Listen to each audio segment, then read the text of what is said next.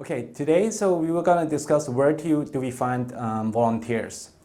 First of all, I want to talk a bit about what's an ideal volunteer matching that fits the NGO but also the volunteers. So for that purpose, we really need to understand what are the expectations from the NGO side but also then from the volunteer perspective.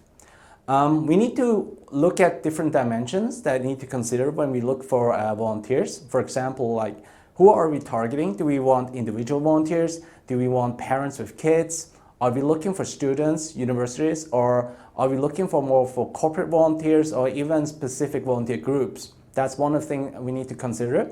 Second thing is what roles do we need?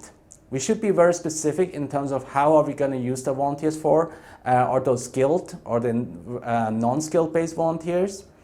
And also how many volunteers do we need? Because sometimes when we recruit volunteers, it happens that we want more volunteers than we actually need. But actually, at the end of the day, that's not a very good experience because if you hire too many people, but then a lot of people are actually just standing around nothing to do, that gives the volunteer a bad user experience and they won't return. So the exact number of volunteers is also pretty important. And then the timing, when do we need the volunteers and for how long? Be as accurate as possible. So also think from a volunteer's perspective, really, if I need them to be here just for 2 hours, don't ask them to arrive an hour before that. Again, this comes back to the user experience where people won't come back and help you. And then the last thing is, I know from an NGO perspective, we want and we expect a lot from the volunteers, but also you also need to consider really what is it from the volunteers' perspective, how much time can they really commit even if they want to. And I think the previous points that we just mentioned are even more important when we are considering the volunteers to be committed for us in the long run, in terms, again, on the role, how much time they can afford to commit, but then also the location itself. If you ask a volunteer to come to your office or to a specific location will be a very key element in terms of whether they will come back to you.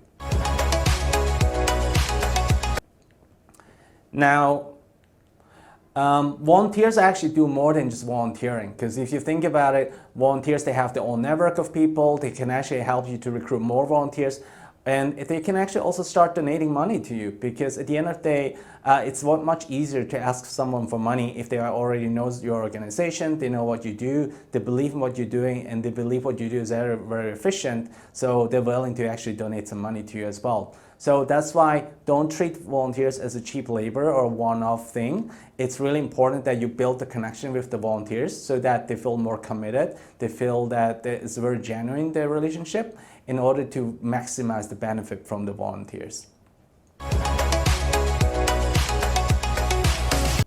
Now, where do we find them? There are many channels out there.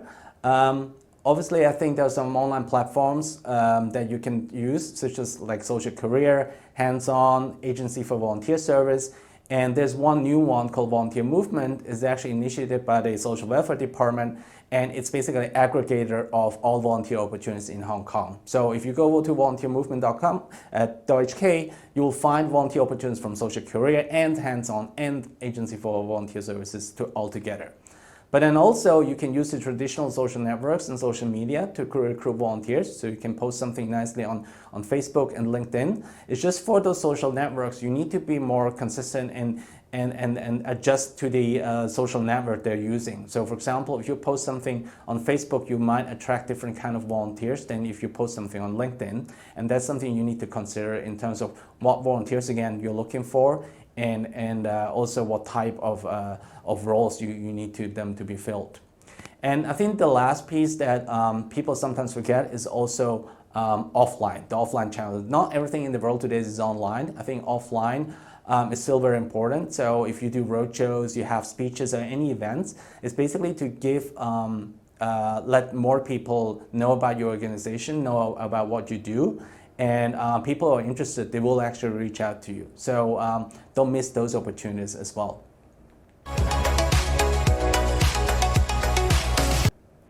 Now, I would like to then talk a bit more about volunteer matching based on the Social Career platform, because Social Career platform now has been running for over 3 years, and we have collected quite a lot of data to analyze the volunteering behaviors So in order for us to give NGOs a better advice in terms of how can we make the volunteer recruitment process more efficient and better.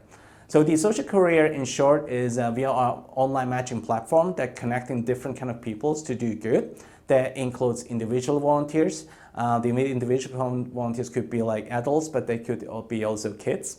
Then you have specifically secondary school students, you have university students, you have corporates as part of the CSR, but then also you have volunteer groups and associations.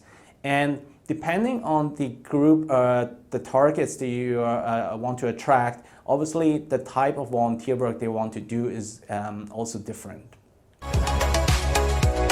Especially when we talk about skill-based volunteering, don't think about, oh, this guy is an accountant, so he would want to do accounting again as a volunteer opportunity. I think that's not the case. We're rather focus on the skills that the volunteer actually would like to explore or do more. For example, one of the popular volunteer opportunities that NGOs are recruiting, but that there are a lot of volunteers out there, is actually photographers.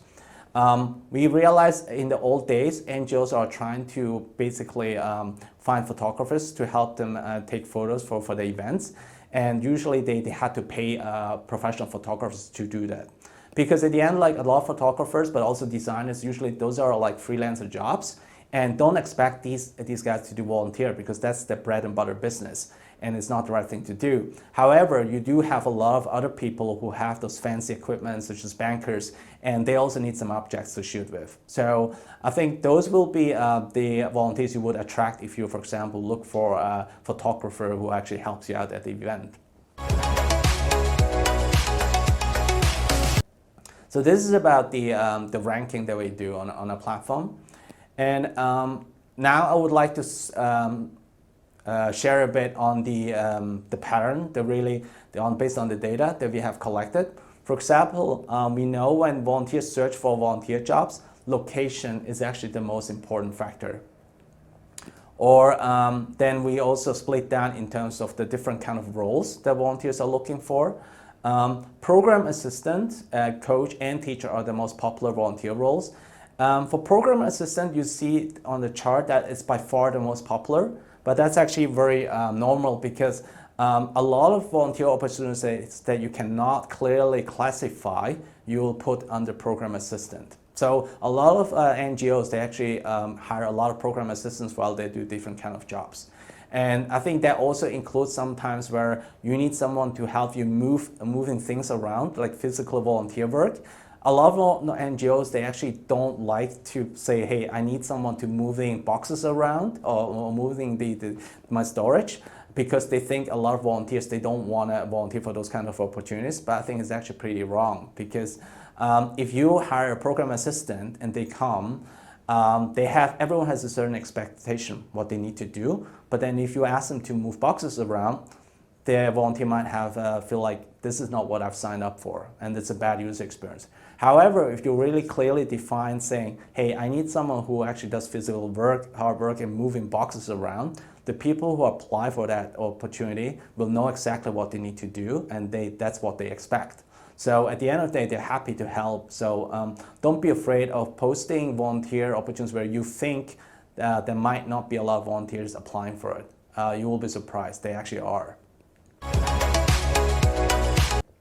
Then most of the volunteers, they actually want to serve children and youth. At least on the social career platform, when we look at those categories, infants, children, youth are the sectors were pretty much high on a platform.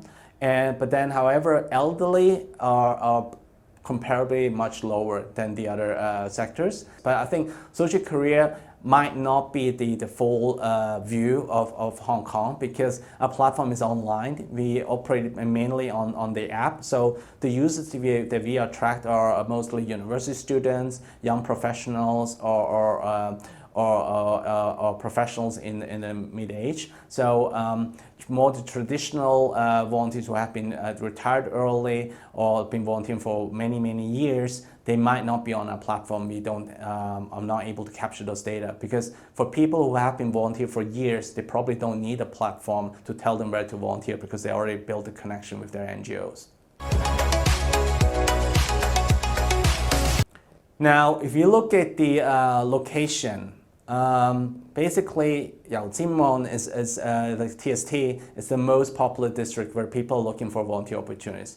I think it's not very surprising, because at the end, TST is in the middle of Hong Kong, and it's also more convenient for most of the people to volunteer for.